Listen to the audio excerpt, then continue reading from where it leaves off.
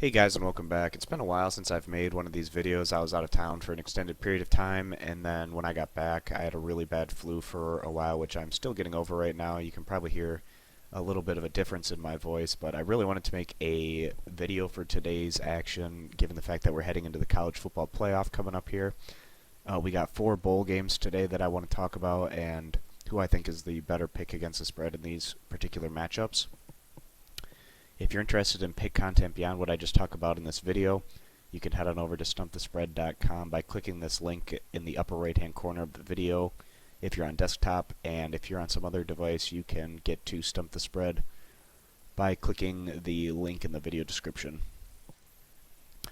Alright guys, so college football picks have been doing really well for us lately. We had another really strong day of results yesterday, going 3-0 with our premium plays at Stump the Spread, with Florida State, Tennessee, as well as North Carolina coming through to cover against the spread.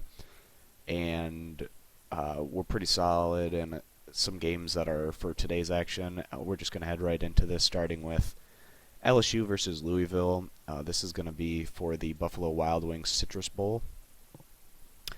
The LSU Tigers had a better season than their overall record might suggest. The Tigers stand 7-4 overall and 5-3 in the SEC, with all of their losses coming in close competitive games against teams like Wisconsin, Auburn, Alabama, and Florida, who are all very solid teams.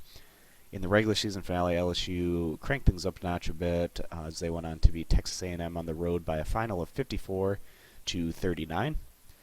LSU has largely depended on their defensive success for success this season, as their defense ranks 14th in the nation overall, and that is in comparison to their 60th offensive production. Transfer QB Danny Etling was more of a game manager, passing for about 1,900 yards, as well as 9 TDs to 4 INTs this year. The ground attack was led by Darius Geis, who's picked up a strong 1,200 yards, as well as 14 TDs on just 157 carries this year. LSU will be facing off here against Louisville, who had the offensive output to be a team that could have made the college playoff, but the defense came up short in key defeats against teams like Clemson, Houston, and Kentucky. In their regular season finale, Louisville fell for the second time in as many weeks, losing to rival Kentucky at home by a final of 38-41.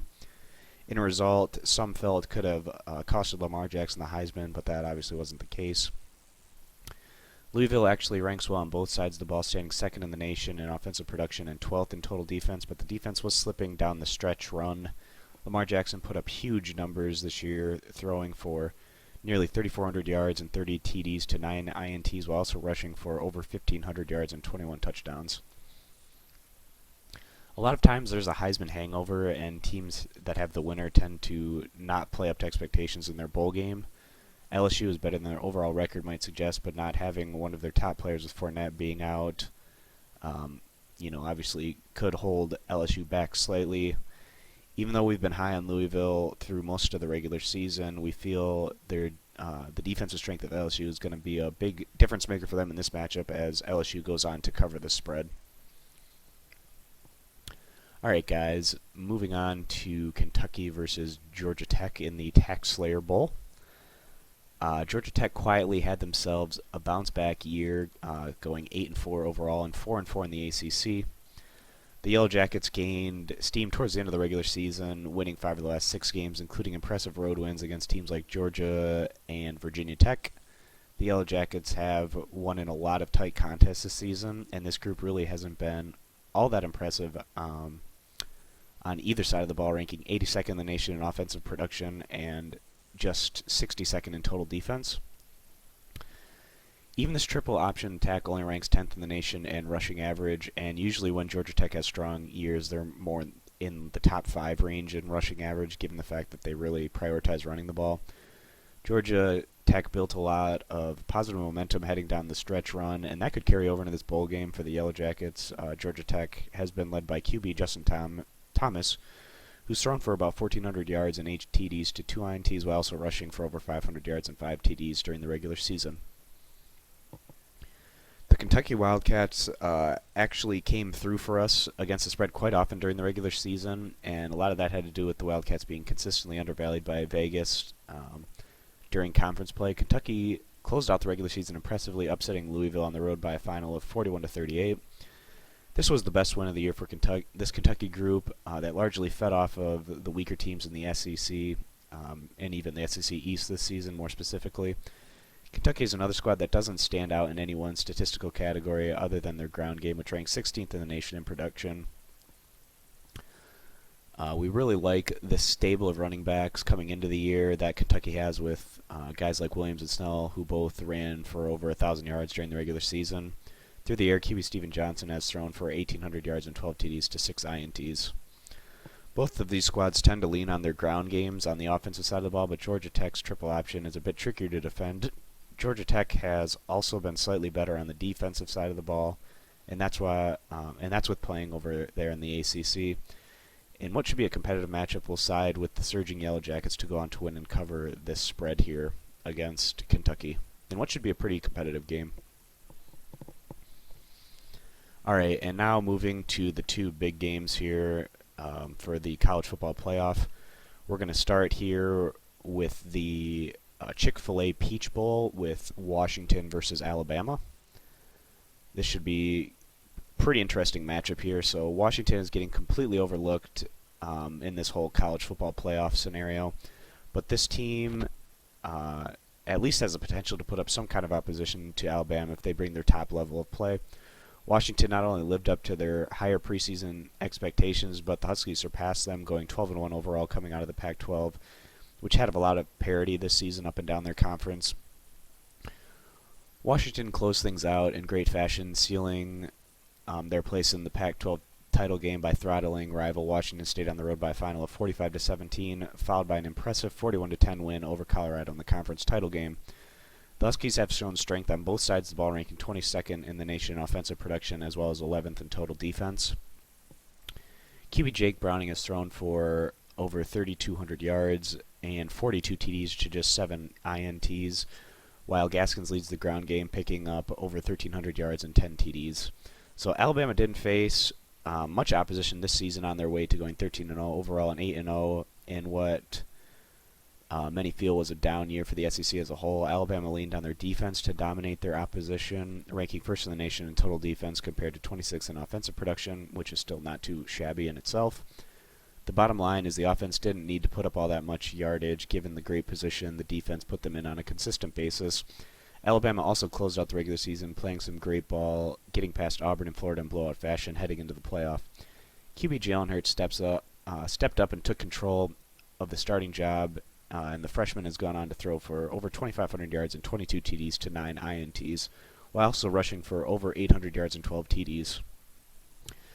Alabama's ground game has a number of tough guys with backs like Harris, Jacobs, and Scarborough leading this group. It would be a stunner if Alabama didn't make it out of this game, obviously, but we also feel like Washington has enough talent and experience on both sides of the ball to at least keep things respectable against the Crimson Tide. Head coach Chris Peterson is also a wizard in games like this, as we saw from his time at Boise State, with pretty much over a month to really prepare for this one. Peterson should have some tricks up his sleeves to bring to the table here against Alabama. We like Alabama straight up, but getting this many points with the Washington Huskies feels like the better value bet against the spread. Alright guys, and the last game that we want to talk about today is going to be the PlayStation Fiesta Bowl between Ohio State and Clemson. Ohio State is ahead of schedule given the age of their overall roster, and that's a good sign for the Buckeyes for the years to come. Ohio State largely put up some solid results this season, staying 11-1 overall and 8-1 in the Big Ten, but there was a stretch in conference play where the Buckeyes looked a little bit shaky. In a 3-game stretch against Wisconsin, Penn State, and Northwestern, the Buckeyes went on to play in 3 very close competitive games that really could have gone either way down the stretch. Ohio State also finished the year in a similar fashion, nearly losing in their final 2 games as favorites against Michigan State and Michigan. Ohio State was very dominant outside of conference play, however, and this group currently ranks 5th in the nation in total defense and 21st in offensive production. QB JT Barrett has thrown for over 2,400 yards and 24 TDs to just 5 interceptions, while also rushing for over 800 yards and 9 TDs. The Clemson Tigers were also a little less consistently dominant than most were expecting coming into the year, but this group has been able to survive as they stand 12-1 overall heading into this tough contest against the Buckeyes. Clemson had scares during the year against teams like Troy and NC State at home, and even lost at home to the Pitt Panthers. Clemson closed out the regular season strong, with blowout wins coming against South Carolina and Wake Forest. But in the ACC title game, the Tigers had a tough time putting away Virginia Tech, getting the win by a final of 42-35. Clemson didn't quite live up to their very high expectations during the regular season, but this group still put up respectable numbers, ranking 9th in the nation in total defense and 13th in offensive production. QB Deshaun Watson has thrown for nearly 4,000 yards and 37 TDs to 15 INTs, while also rushing for over 500 yards and 6 TDs. This clearly has more potential to be a competitive matchup than the other playoff game, and it's going to be very interesting to see how things shake out between these fairly evenly matched up groups. Ohio State played well out of conference, but the Buckeyes were mostly fading and struggling to come through with wins during the second half of Big Ten play.